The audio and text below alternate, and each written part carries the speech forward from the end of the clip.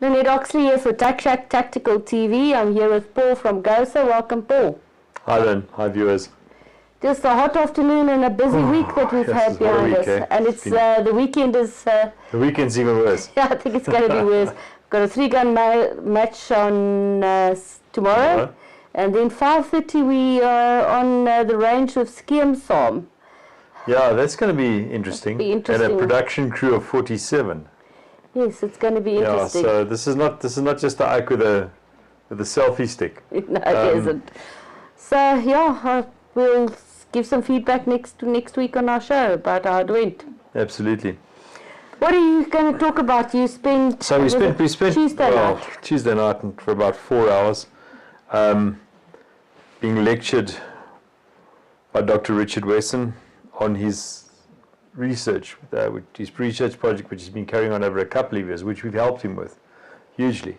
We provided him with access to Dr. Ricky Mann, who's a club member of ours, and Dr. Gerard Lobuskachny, who's a club member of ours, so he could get his research honed, and then he's worked with a couple of other professors, and especially in statistics, which I can't even say today. So what Richard went and did is he's a long-time supporter. He's the author of that the book that GOSA provides to people if they request it. The book on self-defense and Victim No Longer or something. Victim, I've got it. No.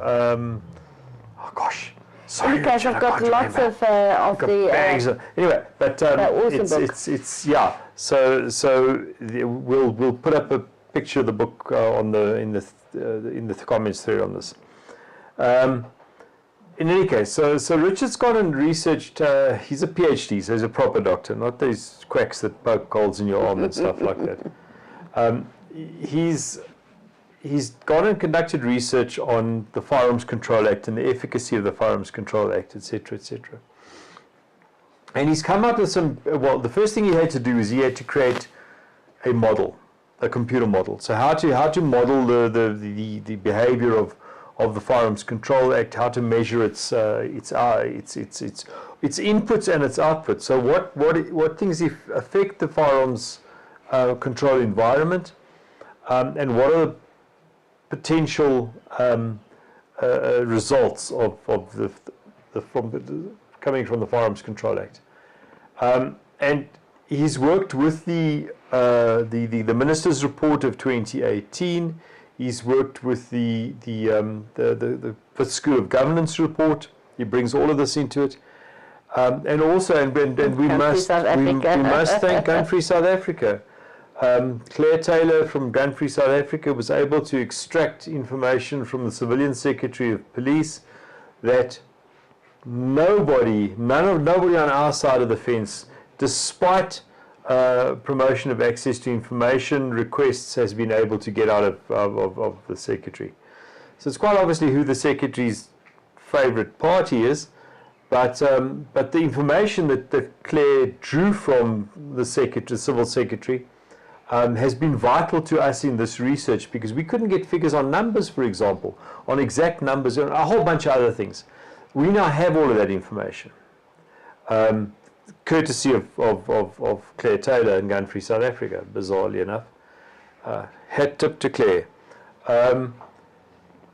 In any case, but some of the things that come out of that, for example, are more accurate read on the number of firearm owners in South Africa. Yeah. Where we had believed for years, the police had been telling us that the numbers were sitting on about 1.7 million. We now know that there's over 2 million. That's a hell of a big difference, guys. That's a massive difference. So this has now emerged from this. Also, the demographics of firearm ownership in the country, where I think we're looking at 60% of all the new firearm owners since 2019, if I speak under correction. There's a lot of, guys, this is the information we're dealing with. It's a book.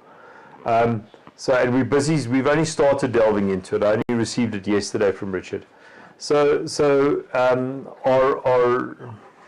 as Richard puts it, non-whitish, because we can't delve into any greater depth than that. But it completely turns the common conception of who firearm owners are in South Africa on its head. 52% of new firearm licenses are being granted to people or to first-timers. So not to existing firearm owners, to people. So it's first-timers. So we've got an influx of new blood coming in as firearm owners, which is great. Which is exceptionally good. So it's a whole bunch of things have come out of this. Interesting thing, what the Wits School of Governance attributed to the effect of visible policing. They said that the murder rate dipped in around 2010. And they ascribed it to the visible policing that was due to the World Cup, the increase in visible policing. Richard has discounted that. He's disproven that in this research, and he says that it's actually not that at all. In fact, what may be a bigger factor in the dip in the murder rate, because the murder rate has gone down in South Africa. So this is not murder numbers, remember. This is the murder rate is measured per 100,000. So regardless of the numbers of murders have gone up, yes. But the rate has gone down. Yeah, because there's more people. You know, there's maybe 5 million more people than when they measured it a couple of years ago. So he ascribes. He's gone into the detail that can draw this out. So, for example, a lot of people the murder rate is also tied to access to emergency medicine. Yeah. So you know that whole famous thing about the golden hour. After an incident, you have an hour to get to. If you can't get decent help within an hour, you're probably going to expire. So with we speculate now that with better communications, so people can actually get in touch with emergency services easier, and better medicine once they get brought to a trauma center. And we're actually probably pushing that out to the golden 2 hours. Now that's a major bloody development. In any case, but the other major factor that he attributes to the driving down of the murder rate, of the general murder rate, is training. Proficiency for competency. That is now very that is quite amazing. And that obviously plays on the other side of the fence. It's not the people that are the attackers that are getting shot. It's the homeowners that's defending themselves. That are defending themselves more effectively. So that's a very, very important factor. You don't just have the gun, but you have a clue, because you have had to go through your training and you've done the basics. You have shot at least 40 shots. So we've always held over the years, that the competence training means absolutely nothing. Turns out we may have been wrong. Turns out that the competence or the proficiency for competence training does actually serve a purpose. So that's absolutely fantastic. It could be. We can refine it. There's a lot of junk in the training which doesn't really belong there, and we can refine it and we can make it simpler to get more people into the fold of the trained. But that's another issue. So anyway, so we spent 4 hours approximately on Tuesday night going through this. And Richard has volunteered to hold lectures based on this presentation, which I've got here, which is a meaty document, and which we're only working through now. We'll be releasing details of this as the process unfolds, and as we can now internalize and strategize and pick out talking points out of the document over the next weeks, months. But what is quite interesting about this whole development, and about particularly the presentation of this lecture on Tuesday night, this is about the second or third lecture that we've had in this regard from Richard as he's developed his model, and as he's been able to add data into the model in order to deliver a result. The interesting thing is that we've managed to the firearms community, you know, that old firearms community I've been talking about for years and years and years. So the other organizations, guys like GOSA, wildlife management, wildlife ranching, sorry, not wildlife management, wildlife ranching, collectors, dealers association, etc., etc., etc., and academics like Dr. Gerald Labuskachny and Dr. Ricky Mann are now all pulling into this. So we're starting to create a, dare I say, a coordinated body. And obviously GOSA and Girls on Fire. So but there's a number of other organizations that have been, we've been involved right from the start in trying to get a unified approach. So we're going to use this research now and the talking points that come out of the research. We've got an agreement already in place, a strategy, where the organizations are going to divide into sectors. ITA and PFTC. Where the organizations are going to, so obviously the Professional Firearm Trainers Council and guys like ITA and Global, who are big training services providers, are going to take up the training specific focuses, like this point that we've just raised about proficiency for competence has had an impact, a beneficial impact on driving down the murder rate. So that's their baby. Let them drive that. We'll all support that because we all have the same documentation, we all have the same background, and we have the same aim at the end of the day. So we're going to get, so Girls on Fire, for example, our women's empowerment project, NGO, is going to be driving the stuff that's related to gender-based violence. Exactly. So they will make the statements and they will make the publicity around those points. And then when the rest of the community, everybody else, CHASA, as I said, whatever, the funding associations, the dealers associations, whoever else is asked for comment, they will have exactly the same song sheet to sing from. They'll say, yes, we know that, these are our colleagues, and this is the background information to this. This is where it comes maybe from. some places in some shops which I'll speak to somebody that's got small meeting rooms that we can have. Yes. So we've got a very kind offer from Johnson's Workwear. They have at every one of their branches, they have a meeting room. And they've offered those to us for free to use for exactly this sort of thing. So we can hold meetings all over the country for, I think, up to 20 people at a time. So we can get out there. We can, and as I said, Richard Weston has volunteered his services. If we can get him to those meetings, he can brief the people. So everybody that talks to this data, this model and this data, and talks to our talking points, is armed with the same information. So we can definitively prove a lot of things. One of the things that Richard did with this, and I'm going to refer to it briefly,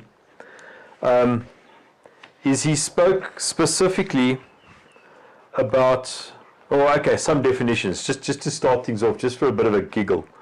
So you know sociology, the study of the origin, development, organization, and functioning of human society. Because sociology is a real field. One of my it's a real field. It's a real scientific field of study. But then there's something called sociography. I never knew about it until you mentioned it. That's people that write on society, societal subdivisions, and societal patterns without first conducting the in-depth research. So this is basically what, and a lot of we've discovered that most of the other research, I gave Gun-Free South Africa bouquets earlier, now I'm giving them brickbats. All of Gun-Free South Africa's research is actually sociography. Sociography is like what astronomy is to astrology. You know, astrology is a real science. Astronomy is people reading tea leaves and predicting what your personality is going to be like based on the star sign. You know, it's hocus pocus. It's junk. In any case, so that just as a takeaway from that. Then we go through a whole section on simple graphical methods to test criminological tenets, and that's a portion of the research all on its own. But what the main study is is to examine the impact of licensed firearm ownership upon society in South Africa from 1994 to 2019. So that's quite a field of study. That tells us exactly where we are, exactly what we're doing. It's 25 years that we're examining. So the government, in their Firearms Control Amendment Bill, in the preamble to the amendment bill, they set out a bunch of different aims for the bill. Yeah. This is why we need the bill, because of this aim and control of this and control of that. And danger to society is one of the things that they bring out. So Richard has gone into detail on each of these stated aims, and he's disproven them scientifically, in detail. He has disproven the basis for the Firearms Control Amendment Bill. In fact, a lot of what has come out of his research proves the exact opposite of what the Firearms Control Amendment Bill preamble states that the aim of the bill is. Sorry, Lynette's going nuts now. Uji's licking my knee. Okay, it's driving me nuts. Anyway, so this is good research. This is, in South Africa, we always decry the fact that we don't have access to proper primary research. This is primary research. When is he releasing the official? Or how is he? He's still refining. Richard is unfortunately, he's obsessive in the sense that he continually tries to refine his stuff. He's never happy with the product. He's always sharpening the pencil, and he's always honing it and making it a little bit better. And after each of the lecture sessions that he gives, he takes notes and he makes changes to the presentation based on arguments. So this is how we. So that real science actually works. This is how real science works, Exactly. guys. Real science doesn't work when guys like Pfizer and Moderna sit in a lab and create shit, and then they force you to stick it in your arms, or when idiots run around saying the sky is falling, the sky is falling, the sky is falling, stop breathing, stop farting. And don't argue with us. And don't argue with us. You can't argue with us. If you argue with us, you're a communist. That's not science. Science is you make an hypothesis and then you try to have it disproven. By other scientists. You can't prove a hypothesis. You can only make a suggestion and then you try to disprove it. And that's what he's doing now. If it can't be disproven, then it's valid. And it's only valid for as long as it remains not disproven. So that's how real science works. Real science works by testing stuff. And I think the world has forgotten what real science We've is forgotten about. what, we work on the science, TM, at the moment. Whatever the government says is the science. Trust the science, they say. And then they try to make you sick. So anyway, this is science. This is how science works. Science works by presenting hypotheses, presenting evidence, and then trying to disprove the basic tenets of your hypotheses. And so far, this has withstood the test. Somebody might bring up something which forces us to, or forces Richard to adjust or change. But at the moment, this has been tested over years. It's been run through proper statistical analysis by people that actually, that know how to tie their shoelaces. But it also says, so in other words, don't work for government. More guns, less crime. That's what. Yeah. So this is what's coming out. So what's coming out is that look. So they'll tell you, as I mentioned earlier, about the murder rate versus the murder numbers. The murder numbers are going up, but that's only because the population is expanding. More people, more murder. More people, more murder. But in actual fact, gun ownership is staying pretty steady. So in mean terms, gun ownership as a percentage of the increasing population is growing smaller. However, we're also growing more trained, and so we're more effective as gun owners because of organizations like GOSA that are helping people to navigate the treacherous waters of gun ownership. In any case, one of the other things, and this is one of our founders or guys that helped me when we set GOSA up right in the beginning, Rudy Kutsia, who's now out of the country. Just shout out to Rudy. Hey, but one of the things that he came out with when he started looking at he's an auditor by training. When he started to look at the figures that came out of the Firearms Control Act, he said, "Hang on a second. At some point, at some point, the Firearms Control Act is actually causing undue deaths." And this study now goes into that and proves it. We have actual figures. Over the last 25 years, the Firearms Control Act has caused the unnecessary death of 105,000 people. Is that people that guns been taken away, or what's the issue?